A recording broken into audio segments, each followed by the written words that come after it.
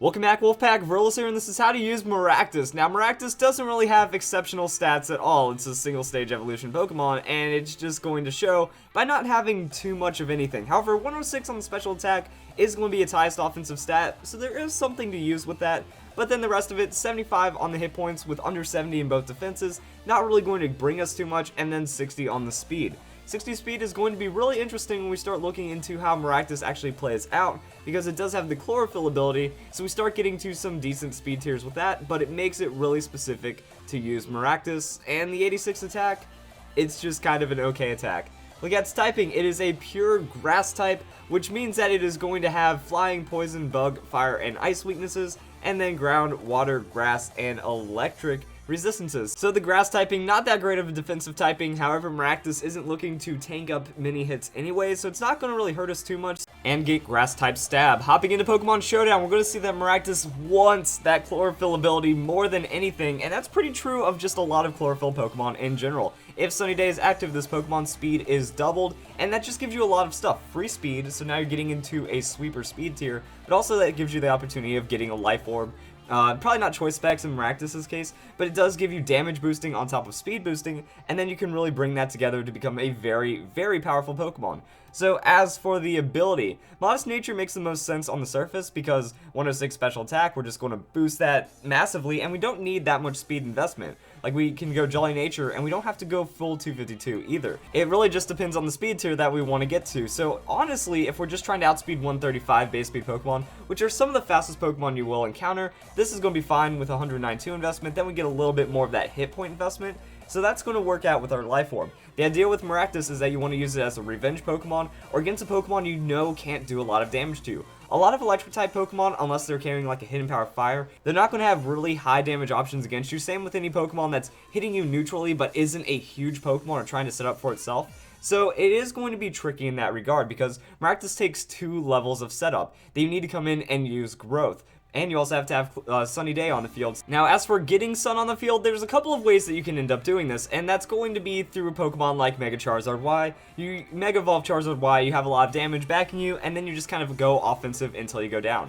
The problem is that with a Pokemon like Mega Charizard Y, Mega Stone plus Drought means that you're not going to get that full 8 turns as if you had a Heat Rock or something. So Ninetales is a better option, or another Pokemon that's going to be able to set up Sunny Day. And I think Klefki is actually a really excellent Pokemon when you start to break it down. So you can provide a lot of support for your team, set up a Thunder Wave or Foul Play as well, and then you just have the Sunny Day for that set. And with the Prankster ability, it's going to be able to not have to worry about speed. So Heat Rock Sunny Day, boom, that's going to be your Sunny Day. It's going to be on the field for 8 turns. And then if your opponent is attacking you with physical or special attacks, you can respond with Reflect Light Screen, and then you go into Maractus once you faint. You should still have a couple of turns of Sunny Day, and then you're good to go. You go into this, you set up your growth. It raises attack and special attack by 2 in the sun. So once you have Sunny Day up, you use growth. It's like getting a Nasty Plot and a Swords Dance at the same time. So it gives you those options to kind of do whatever you want.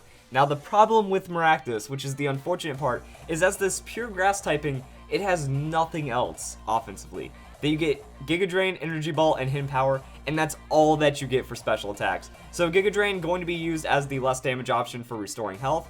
Energy Ball going to be the highest damage option that you have, trying to punch in more damage. You know, that while it is only a 15 base power difference, once we actually factor in the growth damage boosting, the stab boosting, it starts to add up and it turns into an extra attack's worth of damage. So there might be situations where Energy Ball gets KO, Giga Drain doesn't, so use Energy Ball. Hidden Power Fire just makes the most sense. It's actually going to get boosted damage from the sunlight, and because you're a grass type Pokemon using grass type moves, it's good that you have something to deal with other grass type Pokemon with, so you can hit them super effective and still have damage going around overall. Now the interesting thing about Maractus is its physical move pool. Physically we get more coverage though, so it might be worth it to just run the physical Maractus. Now we are sacrificing that difference between the attack and special attack, so we do go with the Adamant Nature, we growth, we get our free Swords Dance effectiveness out of that, same speed, same hit point investment, and then we can also run a couple of other different things. Petal Blizzard. Maractus is one of the very few Pokemon that get access to Petal Blizzard. In single battles, it has no additional effect, it just hits the opposing Pokemon, and it has 90 base power, so it's going to be better than Seed Bomb, and you're going to be getting stab and a lot of good damage boosting on top of that. Drain Punch. If we still need sustain options, we have access to Drain Punch, which is very nice. So that means, you know, if we lose health from Life Orb or we take a solid hit as we're setting up the growth, we can try to Drain Punch it back if Petal Blizzard isn't going to be enough to KO them, and then we still have access to Sucker Punch. Sucker Punch, for some reason we get it, but once your Chlorophyll wears off and your Sunny Day goes away, you can use Sucker Punch to maintain some speed, and it's not going to do an insane amount of damage, but still going to be a solid hit. 80 base power into Life Orb, into Growth, into your 86 attack, you might find a decent amount of damage off of that.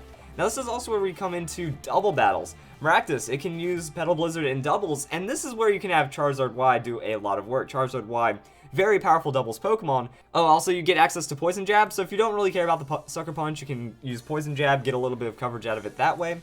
And that's kind of thing. So in double battles, it is necessary to have a Protect, so you might want to get rid of a move and then go for Protect depending on whatever coverage you want. Petal Blizzard into Drain Punch has good synergy. Poison Jab with Petal Blizzard means you're getting walled out by Steel-type Pokemon, but I guess it doesn't matter if you have a Charizard on your side, so you do have to consider whatever options you're giving up or taking with.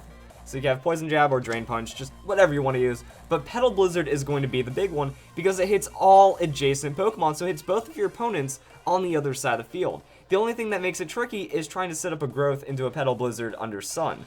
One of the best case scenarios is that they just don't respect your Maractus, that they try to focus down Charizard Y, because it's a huge threat as well. That you have it go Timid Nature with a high amount of special attack, and then using Heat Wave.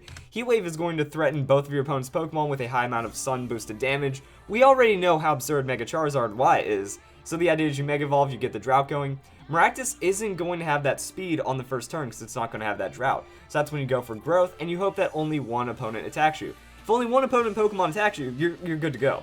Let's say they fake out Charizard and they try to blow up Maractus, Focus Sash activates, you get your Growth, and now you still have a lot of good things going for you for that turn. The only thing you have to worry about is priority from that point, and a Pokemon like Talonflame can be a threat, which is why Protect is pretty much necessary, that you protect their priority, you have Charizard deal with that Pokemon. Solar Beam, Heat Wave, Air Slash, it can kind of do a lot of things. It even gets access to Focus Blast. Ancient Power is also an option. You'll see Ancient Power on the Charizard, that way you just handle Talonflame really well. So if you get rid of that threat, then Maractus is free to sweep because you use Petal Blizzard. Now it does hit your ally Pokemon, but I don't think Charizard is really going to care too much because it's resisting it 4 times, and you're also going to be getting that enough damage out of Charizard anyways. If we're turning Maractus into the sweeper, you know, Charizard uses its Heat Wave, it takes a hit, it takes damage. You Petal Blizzard, you clear the field, but you also remove your Charizard. That's not the worst thing that could happen, because now they're 2 fresh Pokemon come in, you're still going to be faster than them with the Chlorophyll, then the Petal Blizzard is going to be enough damage, and then you have a Pokemon with Sap Sipper on your team.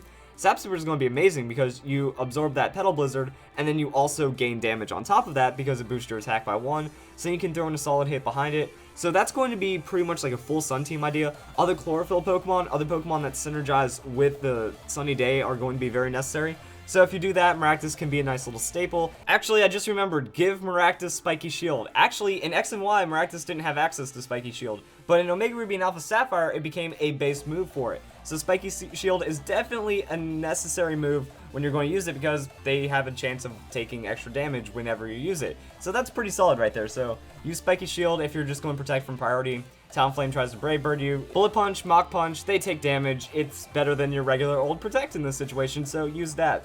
Now, here's the thing about Maractus. When it comes to doing other things outside of Chlorophyll, it's not really that good. It does get access to some cool moves, has Leech Seed, has Acupressure, has Cotton Guard, but it's not really a tanky enough Pokemon to do that. It's not on the field a long enough time to make Acupressure work. It's not going to get a lot of benefit from Cotton Guard if it loses almost all of its health before it even uses it and then gets knocked out even with the +3 because it's so susceptible to damage. So that's a problem.